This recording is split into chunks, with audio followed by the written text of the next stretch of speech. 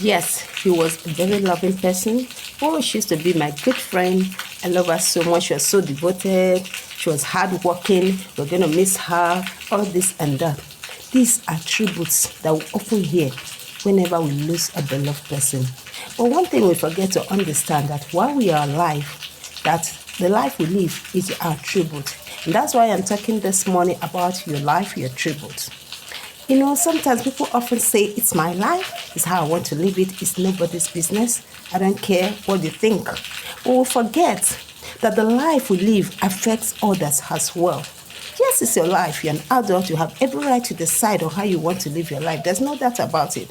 But here we're talking about a revival. Change, they say, is the only thing that's constant. Why? Because the choice we make today can either make or mar us.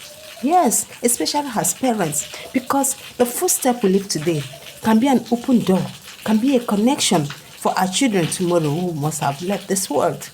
And it can be a blessing to others. It can also be a blessing for our children. As well, it can also be a cause, it can be a barrier. I've seen places where people get to a certain place and they're like, say, you are the daughter of this person, you are the daughter of that person. And they're like, wow, because of this, I'm going to do this for you. Your father was a good friend to me. Your mother was a good friend to me. Fine. And some people might say, I beg, the days are gone. Not be now. Once you have money, you can do anything. You can do everything. But let me tell you, money is good, but it can never give you complete happiness. I've known so many people that are wealthy. I don't want to mention names. People we know so well that are very well known in the world. But you know the truth. They have this money, but they don't have peace. Most of them don't even have partners. They are lonely. And that's why you see most of them going into clubbing, trying to have fun and do all sorts of things just to find solace. Where they can find solace just because they want to find the happiness which they never get. But there's a kind of life that you live, a life that is devoted to God, a life that is principled, morally upright, that you'll be able to find peace in the midst of others. That even when you live today, what you have done will keep singing and, it will keep representing, your name will keep ringing and it will be making name for even your generations to come. So I say once again to us this morning, as we talk about the Lenten retreat, whereby we remind ourselves that we are dust, and unto dust we shall return. There is need for us to make a change. Like I said, change, they say, is the only thing that is constant. We are on a journey in this world. And whether we believe it or not, we're going to be accountable to somebody. And you know the scary part of it, we are all going to leave this world a day we do not know.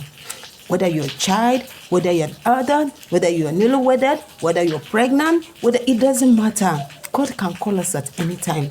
And that is why it's always good that while we live, we should always remember that the life you and I live today is nothing but a tribute.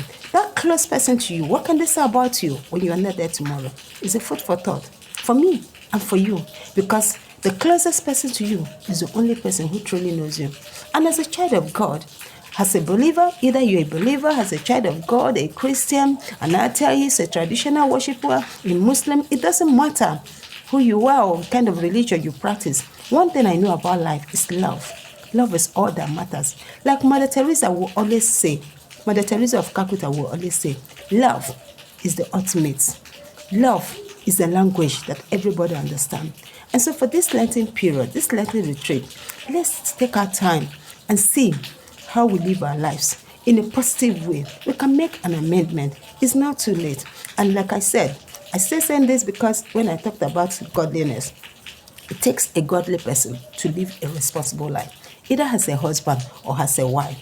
And I've never seen anybody who never desired a man or a woman that is godly. And it's only when we are godly that we can be able to bring up generations that are godly, as kids that will grow up tomorrow and become another parents.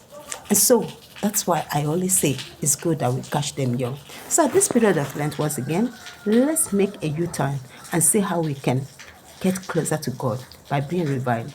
Your life, your tribute. Think about it and walk towards a positive direction. May God grant us the grace as we do so.